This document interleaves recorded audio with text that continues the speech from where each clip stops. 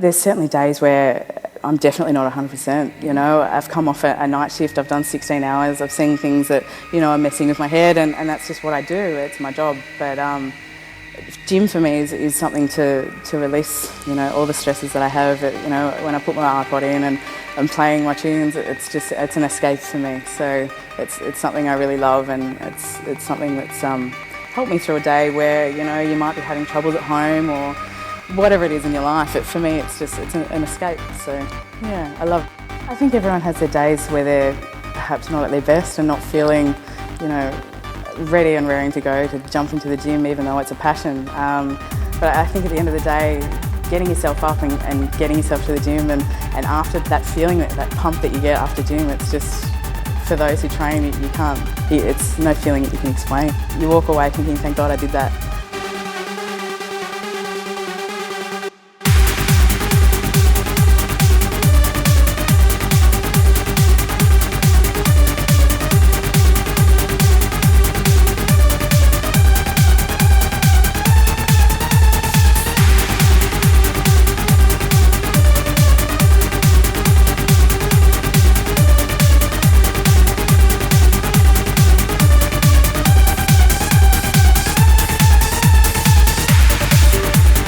Look, I've been training my whole life from one sport or another.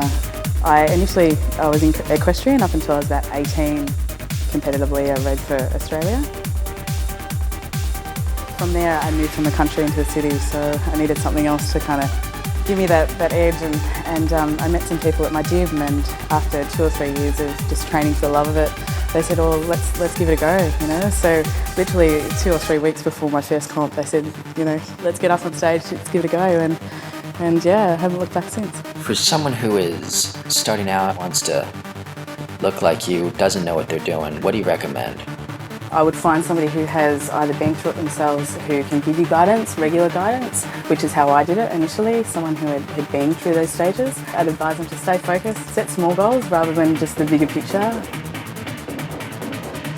If it's not already a passion of yours to get to the gym and have that motivational on your own, I think it's important to find somebody who motivates you, whether that's a coach, whether that's a best friend, whatever it is that gets you into the gym and start enjoying what you're doing, so that then you start seeing the results, you know, and once your body is changing, I think you'll find the motivation on your own to get in there and get leaner, and you'll want to eat well, because all of a sudden you're seeing the changes in your physique. That for me was the point where I'm like, yeah, this is awesome.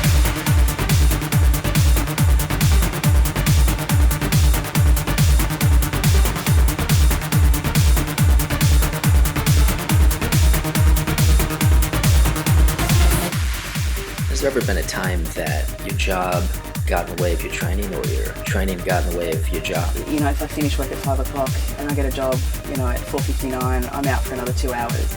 There goes gym for the night. That can affect, you know, your mental state. So yeah, definitely is a hindrance to some degree. How does preparing for competition affect your social life? Do your friends understand what you're doing?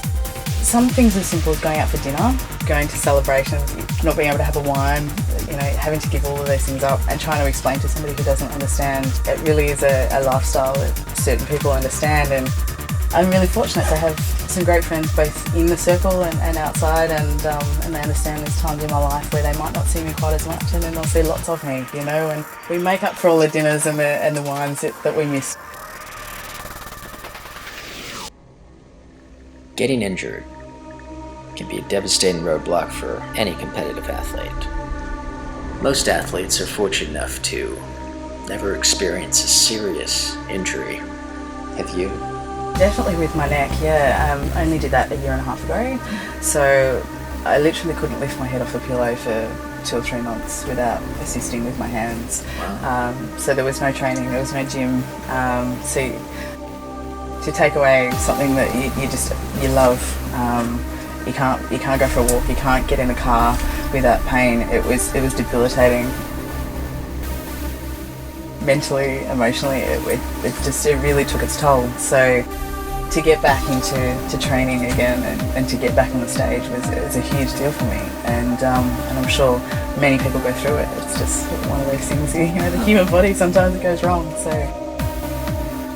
It's a huge accomplishment for myself to be getting back on stage again. I understand you have a certain endocrine disorder, polycystic ovary syndrome. How does it affect your training? Polycystic ovaries basically means you have slightly more male hormones than female, and to the lay public that usually means more testosterone and harder, which is not the case. It actually stimulates an imbalance in utilising the glucose in your body, and you get an insulin resistance and you gain weight rather than lose weight. So as your hormones go out of whack, you often get side effects. You'll either get acne or weight gain, you'll get pain.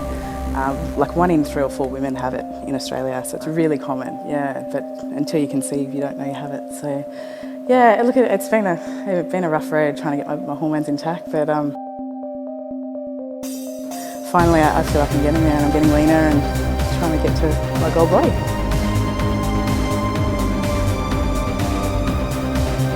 How do you fit your training around your schedule at work? Coming into comp, I've really struggled. I've also got an injury with my shoulder, and so coming from sort of a 10 to a 14-hour shift, you know, you are exhausted at the end of it, but everyone's got to work, and it's my choice, you know. So, you know, if I'm on a day shift, then I'll come and I'll train after work, or if I'm on a night shift, I'll sleep in as much as I can, train before work, and get in there and get it done. So, but I enjoy it, and I think that makes a difference, you know. I love my job. I wouldn't stop it for the world.